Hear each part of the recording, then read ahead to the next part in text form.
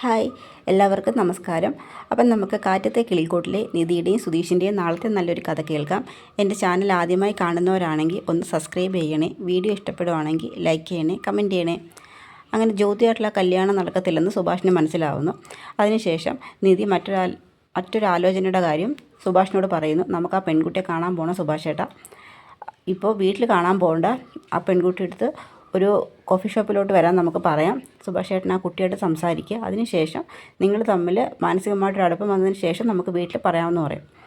അങ്ങനെ സുഭാഷ് അതിന് സമ്മതിക്കും. സുധീഷ് പറയും, സുഭാഷ് ചേട്ടനെ എങ്ങനെ ഒറ്റയ്ക്ക് പറഞ്ഞു വിടുന്നത്, ഒരു കാര്യം ചെയ്യാം, ഞാനും കൂടി പോകാമെന്ന് പറയും. സുധീഷ് ഒറ്റയ്ക്ക് പോകണ്ട, നികേഷിനെ കൂടി കൂട്ടിക്കൊണ്ടോ നിധി പറയുന്നു. നികേഷ് എവിടെ പോകുമ്പോഴും നിധിയായിട്ടിലേ പോകത്തുള്ളൂ, എങ്കിൽ ഏട്ടത്തെയും കൂടി വാ, നമുക്ക് എല്ലാവർക്കും ഒരുമിച്ച് പോകാമെന്ന് പറയും. അങ്ങനെ ഇവർ 4 പേരും കൂടി പെൺകുട്ടിയെ കാണാനായിട്ട് ഒരു ടീ ഷോപ്പിലോട്ട് ചെല്ലുകയാണ്.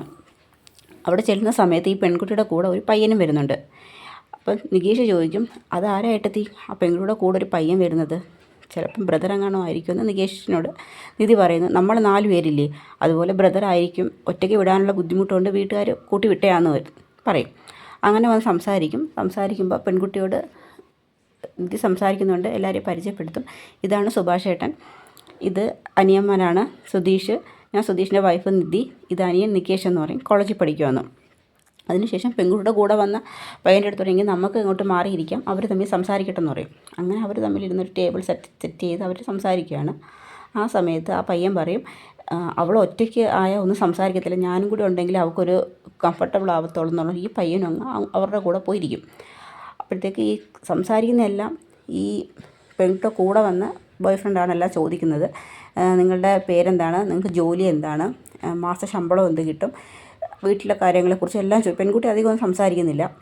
അപ്പോൾ എല്ലാത്തിനും സത്യസന്ധമായ മറുപടികൾ മാത്രമാണ് സുഭാഷ് കൊടുത്തുകൊണ്ടിരിക്കുന്നത്. അതിനുശേഷം പെൺകുട്ടിയോട് ചോദിക്കും, ഇതാരാന്ന് ചോദിക്കുമ്പം പറയും, ഇതെൻ്റെ ബെസ്റ്റിയാന്ന് പറയും. ബെസ്റ്റി എന്നൊന്നും പറഞ്ഞാൽ സുഭാഷിന് അറിയത്തില്ലല്ലോ.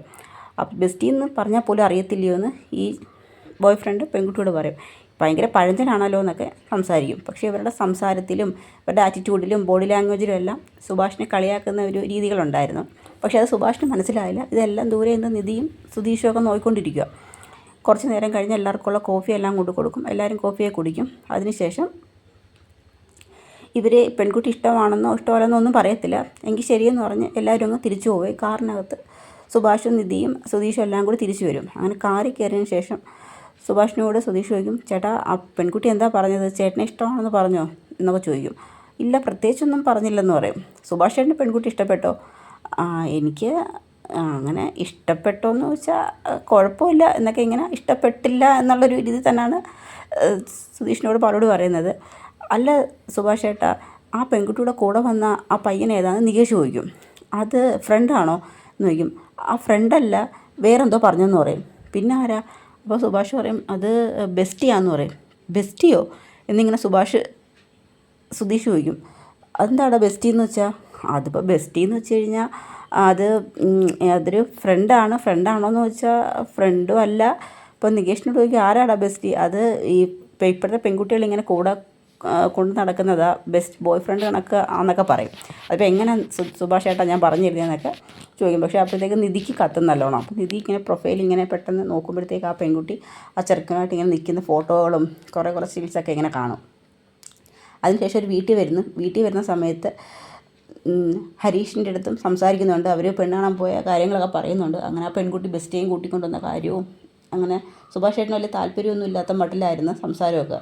അപ്പോൾ പ്രൊഫൈലൊക്കെ നോക്കുമ്പോഴും ആ പെൺകുട്ടി ആ ചെറുക്കനോട് നിന്ന് കൂടുതൽ ഫോട്ടോസൊക്കെ കാണും. അപ്പം നിധി പറയും, നമുക്ക് ആലോചന വേണ്ട, ഇത് ശരിയാവത്തില്ലെന്ന് പറയും. അപ്പോൾ സുഭാഷിനോട് പറയും, അത് ചേട്ടാ ഇത് ശരിയാവത്തില്ല, നമുക്ക് വേറെ ആലോചന നോക്കാം എന്ന് പറയും.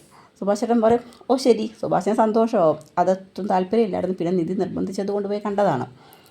അതിനുശേഷം സുഭാഷ് പിന്നെയും പാചകമൊക്കെ ചെയ്തുകൊണ്ടിരിക്കുകയാണ്. ആ സമയത്താണ് നിധി കിച്ചണിലോട്ട് വരുന്നത്. നിധി പറയും, ഞാനും കൂടി ഹെൽപ്പ് ചെയ്യാൻ സുഭാഷ് ചേട്ടാ. വേണ്ട മോളെ, ഇത് എനിക്ക് ചെയ്യാനുള്ള ജോലിയുള്ളതെന്ന് പറയും. എന്നാലും ഞാൻ കുറച്ച് സഹായിക്കാമെന്ന് അടുത്തോട്ട് കയറുമ്പോൾ നോക്കുമ്പോൾ സുനന്ദ പിൻവാതിൽ വഴി കയറി വരികയാണ്. അപ്പോഴത്തേക്ക് നിധി അങ്ങ് ഞെട്ടും. സുനന്ദ നീ എന്തിനാ ഇപ്പോൾ ഇങ്ങോട്ട് വന്നത്, അതും വീട്ടിലാരും അറിയാതെ? സുനന്ദ വന്നതെന്ന് അറിയുന്ന സുധീഷ് വന്നിട്ട് സുനന്ദയോട് ദേഷ്യപ്പെടും, നീ എന്തിനാണ് ഇങ്ങോട്ട് വന്നതെന്നൊക്കെ ചോദിക്കുന്നുണ്ട്. സുഭാഷ് പറയും, നീ ഒന്ന് സംസാരിക്കാതിരി സുധീഷ് എന്ന് പറയും. അവിടെ ചോദിക്കും, എന്തിനാ സുനന്ദ നീ വീണ്ടും ഇങ്ങോട്ട് വരുന്നത്, ഓരോ പ്രശ്നങ്ങൾ ഉണ്ടാക്കാനായിട്ട്? നിൻ്റെ വീട്ടിലോട്ട് ഈ വീട്ടുകാർ വന്നപ്പോൾ തന്നെ എന്തെല്ലാം പ്രശ്നമായതാണ്. അപ്പോഴത്തേക്ക് ഇവരുടെ സംസാരം കേട്ടിട്ടുണ്ട് ഭാസ്കരൻ കയറി വരും. ഭാസ്കരൻ കയറി വരുമ്പോഴേക്കും നീ എന്തിനാടി ഇങ്ങോട്ട് വന്നത്? നിൻ്റെ അടുത്ത് പലതവണ ഞാൻ പറഞ്ഞിട്ടുള്ളതല്ലേ വീട്ടിലോട്ട് കയറി പോകില്ലെന്ന്. പിന്നെയും നീ ഓരോ പ്രശ്നങ്ങൾ, നീ ഒരുത്തി ഈ വീട്ടിൽ ഓരോ പ്രശ്നങ്ങൾ ഉണ്ടാക്കുന്നതെന്ന് പറയും. നിൻ്റെ വീട്ടിലോട്ട് എൻ്റെ കുട്ടികൾ കല്യാണം ആലോചിച്ച് വന്നപ്പോൾ നീയും നിൻ്റെ അമ്മാവനും എല്ലാവരും ചേർന്ന് എൻ്റെ കുട്ടികളെ വീട്ടിൽ നിന്ന് ആക്ഷേപിച്ച് വിട്ടില്ലേടി, ഇറങ്ങി പൊയ്ക്കോണം, ഇല്ലെങ്കിൽ നിൻ്റെ ദേഹത്ത് ഞാൻ തിളച്ച വെളിച്ചെണ്ണ ഒരു ഒഴിക്കുമെന്ന് പറയും. നിധി പെട്ടെന്ന് കരഞ്ഞുകൊണ്ട് സുനന്ദ പെട്ടെന്ന് കരഞ്ഞുകൊണ്ട് അങ്ങ് പുറത്തോട്ട് ഓടിപ്പോകും. അപ്പോഴത്തേക്കും എന്തിനാച്ചാൽ അങ്ങനെയൊക്കെ സുനന്ദയോട് പറഞ്ഞു നിൽക്കും. പിന്നെ പറയാതെ എന്തെല്ലാം പ്രശ്നങ്ങളുണ്ടായിട്ടും പിന്നെയും അവൾ ഇങ്ങോട്ട് കയറി വരുവാന്ന് പറയും. അങ്ങനെ സുനന്ദ കരഞ്ഞുകൊണ്ട് അങ്ങ് ഓടിപ്പോകും. സുഭാഷിന് അങ്ങ് വിഷമോ, സുഭാഷിന് ആരെങ്കിലും സങ്കടം കണ്ട ഭയങ്കര വിഷമമാണ്. അപ്പോൾ അതിനുശേഷം നിധിയും സുഭാഷും കൂടി സുനന്ദയുടെ കാര്യം സംസാരിച്ചു നിൽക്കുന്നിടത്താണ് നമ്മുടെ നാളത്തെ കഥ അവസാനിക്കുന്നത്.